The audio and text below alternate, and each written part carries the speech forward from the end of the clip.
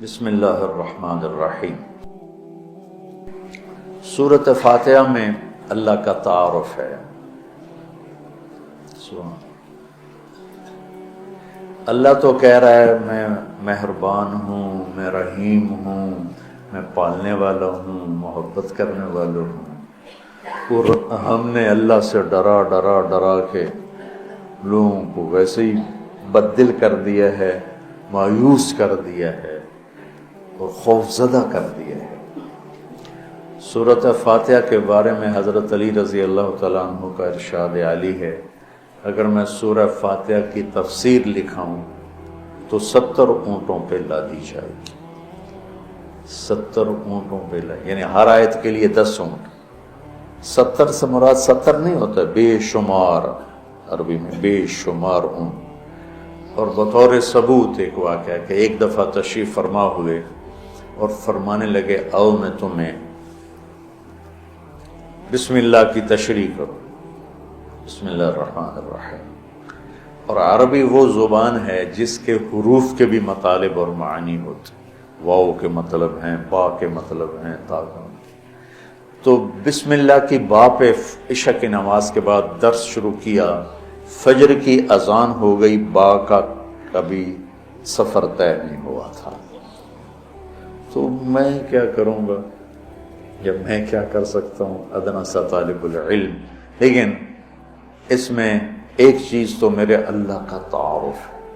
اللہ ہمیں مہربان کر کے رب، اللہ یہ بھی تو کہہ سکتا تھا الحمدللہ جبار السماوات والارض، الحمدللہ قہار السماوات والارض۔ سب تعریفیں اللہ کی جو سارے جہان پر جبار ہے، قہار ہے، غالب ہے، بادشاہ ہے، رب۔ اسماء حسنہ جو آئے ہوئے ہیں نا 99، 33 نام اس رب کے، اس لیے رب کا نام اسماء حسنہ میں نہیں ہے، رب آپ دیکھیں نہیں، لیکن المنتقم کو چھوڑ کر باقی ہر میرے رب کی صفت میں رب کا مطلب پایا جا رہا، اس لیے اس کو اللہ نے اس میں، میرے نبی نے اس میں ذکر ہی نہیں کیا ہے کہ اتنا ہیوی ویٹ لفظ ہے، جس کو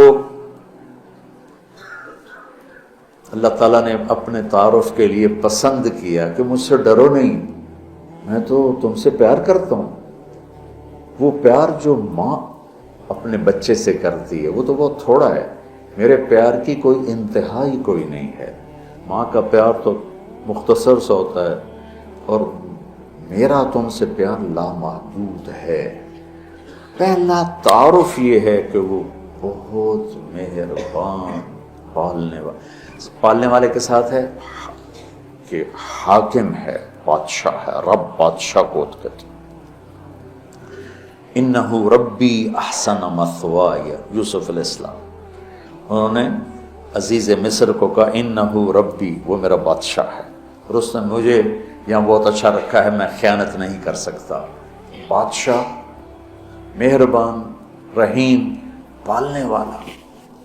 اور قرآن کو ختم کیا قل اعوذ برب الناس، رب سے شروع کر کے رب پہ جا کے ختم کیا۔ آخر میں پھر یقین دلایا کہ میں تم سے بہت پیار کرتا ہوں، جو کچھ کہوں گا تمہاری محبت میں کہوں گا۔ اب گھروں میں نہیں دیکھتے، ماں کہتی بیٹا ناشتہ کرو، چھوٹے بچے میں نے نہیں کرنا، وہ بٹھا کے اس کے منہ میں زبردستی ڈال رہی ہوتی، وہ کہتے ہیں کیا مصیبت ہے میرے لیے، وہ اس کو کھلا رہی۔ تو میرا رب جب ماؤں سے زیادہ پیار کرنے والا ہے تو وہ کہہ رہا میں اس میں جو کچھ کہوں گا نا وہ تمہاری محبت اور شفقت میں کہوں گا، اور جس چیز سے روکوں گا نا تمہاری محبت اور شفقت میں روکوں گا۔ جیسے بچے رو رو کے ہلکان ہو جاتے ہیں، بشوق کیا، کوئی میری ضد تھی، میری وہ پوری نہیں ہو رہی تھی، میں رو میری 5-6 سالوں میں برا حال ہو گیا، کوئی بھی نہیں میری سن۔ اخیر میں کیا، دیکھو تم نے مجھے کیا بات جلے، میں کہ ہن میں رو کے تھک گیا، ہن تو میری گل منو۔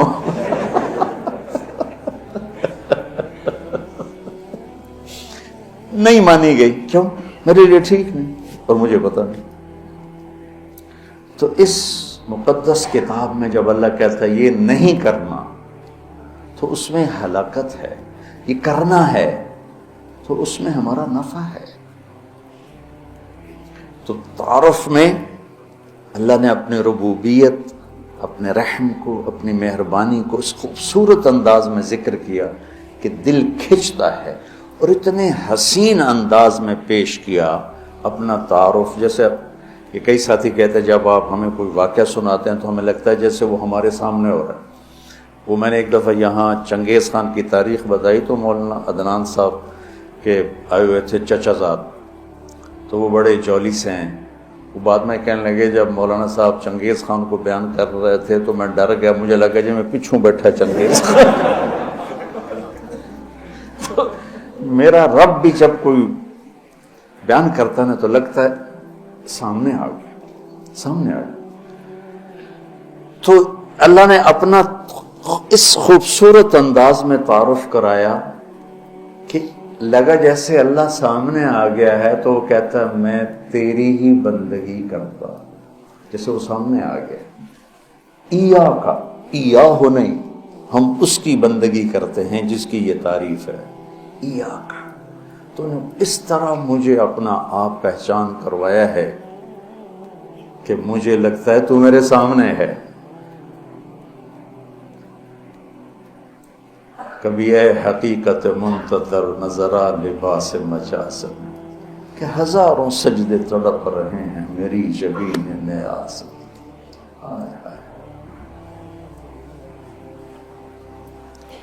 تو مالک یوم الدین تک یوں لگتا ہے جیسے اللہ سامنے آ گیا، وہ کہتا ایاک، جب تیرے جیسا شہنشاہ ہو تو میں کسی اور کی بندگی کیسے کر سکتا ہوں؟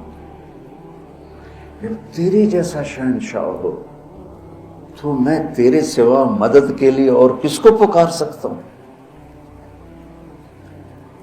مدد صرف اللہ سے مانگی جاتی اور کسی سے نہیں۔ ایک آپس میں ایک دوسرے کی مدد کرنا، مدد مانگنا،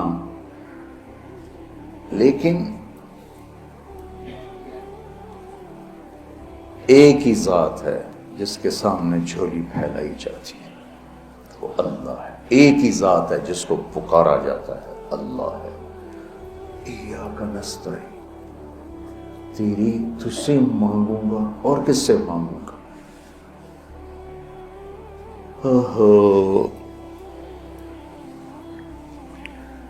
اور اللہ نے سب سے کہا ہے سب کی سنوں گا۔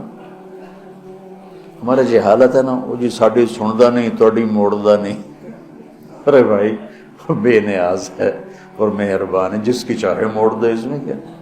تم مانگنے والے بنو، وہ دینے والا ہے، لیکن پکارو اسی کو۔ وَإِذَا سَأَلْتَ فَاسْأَلِ اللَّهَ وَإِذَا اسْتَعَنْتَ فَاسْتَعِنْ بِاللَّهِ۔ جب مانگنا ہو اللہ سے مانگ، اور جب مدد کے لیے پکارنا ہو تو صرف اللہ کو پکار، اللہ کے سوا کوئی مدد کرنے کے قابل نہیں۔ ایاک نعبد و ایاک نستعین۔ مجھے یاد آ گیا، پڑھا تھا کہیں کہ ساری آسمانی کتابوں کا خلاصہ ہے قرآن، اور قرآن کا خلاصہ ہے سورۃ بقرہ، اور سورہ بقرہ کا خلاصہ ہے سورہ فاتحہ، اور سورہ فاتحہ کا خلاصہ ہے ایاک نعبد و ایاک نستعین، ایاک نعبد و ایاک نستعین۔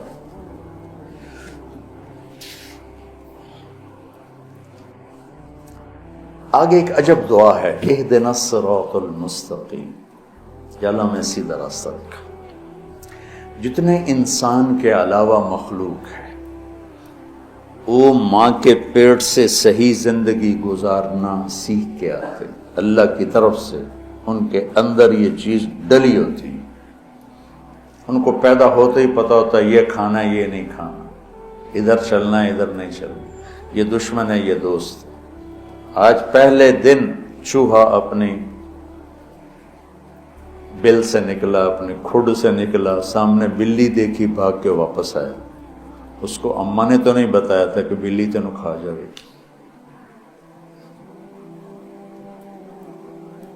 میں ایک عام مثال دیتا ہوں اپنے بیان میں کہ بکری کو گوشت کھلاؤ مر جائے گی نہیں کھائے گی،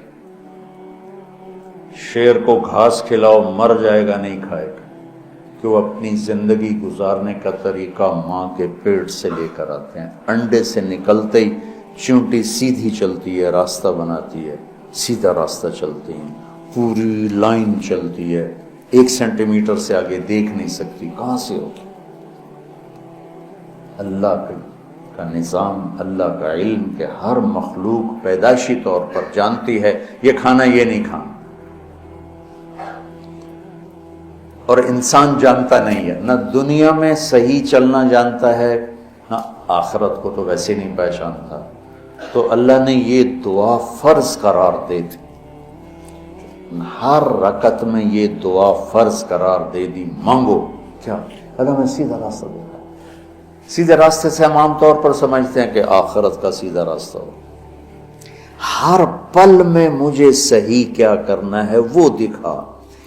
الصراط، اس میں دنیا کا بھی ہے اور آخرت کا بھی۔ صبح اٹھا، فجر کی نماز پڑھی، یا اللہ صبح ہو گئی ہے، کام پہ جانا ہے، یا اللہ مجھے سیدھا راستہ دکھا، میں تیری اپنی دنیا میں کیسے سیدھا چلوں کہ تو راضی ہو جائے، اپنے دین میں کیسے سیدھا چلوں کہ تو راضی ہو جائے۔ چلتے چلتے چلتے کچھ ہیرا پھیری ہو گئی، کچھ غلط ہو گیا، کوئی ٹھیک ہو گیا، ظہر کا وقت آ گیا، اللہ کہتا آ جا آ جا، اب پھر مانگ اہدنا الصراط المستقیم، اللہ کچھ گڑبڑ ہو گئی، مجھے پھر بتا کہ میں نے دنیا میں کیسے سیدھے چلنا ہے اور میں نے آخرت کے لیے کیسے سیدھی زندگی گزارنی ہے، مجھ سے نہیں گزاری جا رہی، میری مدد کر۔ اللہ نے پھر تازہ دم کیا، چل جا، پھر ہیرا پھیری ہوئی، اونچ نیچ ہوئی، نہ کہا جا عصر میں آ جا، عصر میں آ گیا، مانگ کیا مانگوں کا؟ مانگ کہ میں تمہیں سیدھا راستہ دکھاؤں، چونکہ تمہارے اندر یہ جانوروں کی طرح چپ ہے نہیں، انہوں نے وہی کرنا ہے جو ان کو ان کے اندر ڈال دیا ہے، یہ درختوں میں چپ ڈال دی۔ کبھی آم پہ انگور دیکھے، انگور پہ کریلا دیکھا تو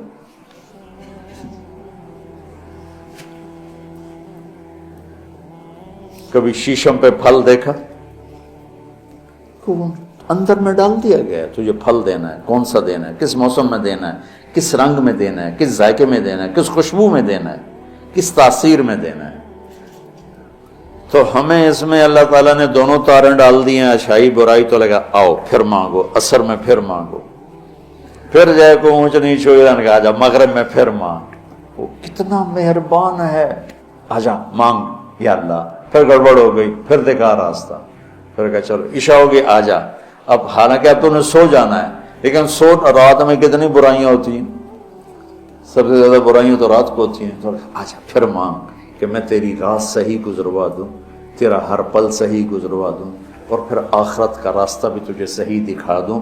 یہ اہدنا الصراط المستقیم، ہر پل میں سیدھے راستے کو مانگنا ہے، ہر پل میں سیدھے راستے کو مانگنا ہے۔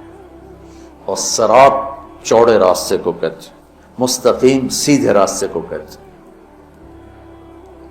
یہ ہمارا موٹر وے بن گیا ہے ہمارے گھر تک، تو اب ہم نے وہ پینسرے جاؤ، گوجرے جاؤ، ٹوبے جاؤ، رجانے جاؤ، پیر محل جاؤ، سندیلیاں لے جاؤ، عبدالحکیم جاؤ، دھکے کھاندے کھاندے گھر جاؤ۔ وہ چھوڑ کے ہم 1.5 گھنٹے میں یہاں سے، پہلے 3.5 گھنٹے لگتے تھے، ہم 1.25 گھنٹے 1.5 گھنٹے میں گھر پہنچ جاتے ہیں۔ یہ صراط اور غیر صراط کا فرق ہے کہ آدمی جب راستے کا چناؤ کرتا ہے تو کہتا ہے میں راستہ سیدھا، راستہ کھلا بھی ہو چوڑا بھی ہو، کھلا بھی ہو چوڑا بھی ہو، تو اللہ کہتا ہے میں قربان جاؤں۔ اور اللہ ہمیں کیا کہ او میرا بندہ اے مانگ، اے مانگ، میں تینوں موٹر وے تے چڑھاواں۔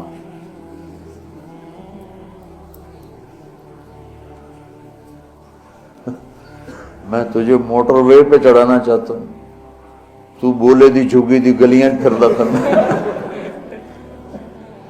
نام ہے نا بولے دی جھگی، تو اس کی سڑکیں بھی ایسے ہی ہوں گی۔ اور صراط تلوار کو بھی کہتے ہیں، تلوار کا جو ایک ہوتا ہے نا، ایک طرف اس کو بھی صراط کہتے ہیں، تو صاف شفاف ہوتا، کوئی کھڈا وڈا نہیں ہوتا۔ تو اللہ تعالیٰ ہم سے کہہ رہا ہے ایسا راستہ مانگ جو صاف شفاف، اور جیسے صراط تلوار جیسے چیز کو کاٹتی ہے تیزی کے ساتھ، ایسے ہی اللہ تعالیٰ کہہ رہا ہے کہ وہ راستہ مانگ جو میں تیزی کے ساتھ تو اپنے گھر پہنچ جائے، جیسے ہم تیزی کے ساتھ اب گھر پہنچ جاتے، اور مستقیم، ٹیڑھا میڑا نہ ہو، سیدھا سرسبز ہو، سرسبز ہو، دیکھنے کو میں اچھا لگے، تو انعمت علیہم صراط الذین انعمت علیہم۔ ناعمہ اس بوٹی کو کہتے ہیں جس پر کبھی خزاں نہ آئے،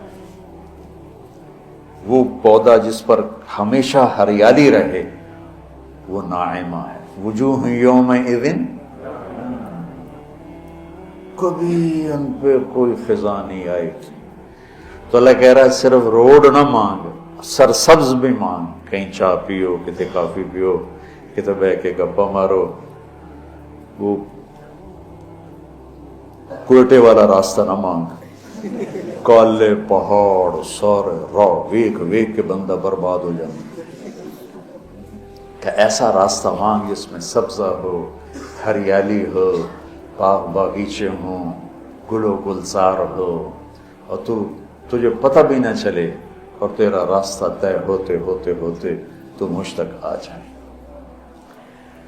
پھر ساتھ دوسری دعا بھی منگوائی، ایسا راستہ جہاں پیٹرول نہ ملے، ایسا راستہ جہاں کھڈے ہوں، ایسا راستہ جہاں ڈاکو پڑ جائیں، ایسا راستہ جہاں لائٹیں بند ہو جائیں، ایسا راستہ جہاں کھائیاں ہوں۔ کوئی جائے گا ادھر؟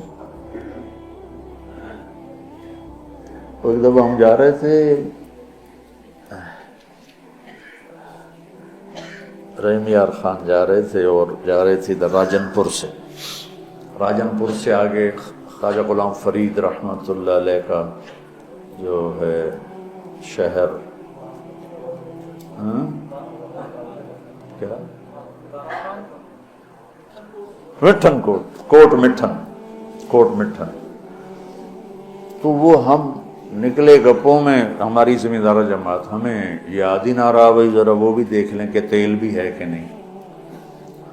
تو وہ راستہ سنسان، ایک دم گاڑی نے جھٹکے کھانے شروع کیے۔ تو میں کہ کیوں ہے؟ تیل مک گیا۔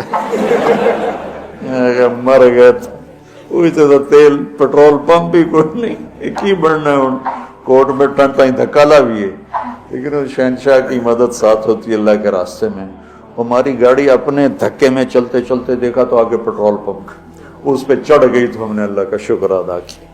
تو ایسے راستوں پہ کون جانا مانگتا ہے؟ تو غیر المغضوب علیہم ولا الضالین، یا اللہ وہ راستہ نہ ہو جس پہ نہ پیٹرول ملے، نہ روٹی ملے، نہ پانی ملے، نہ چائے ملے، نہ نسوار ملے۔ تو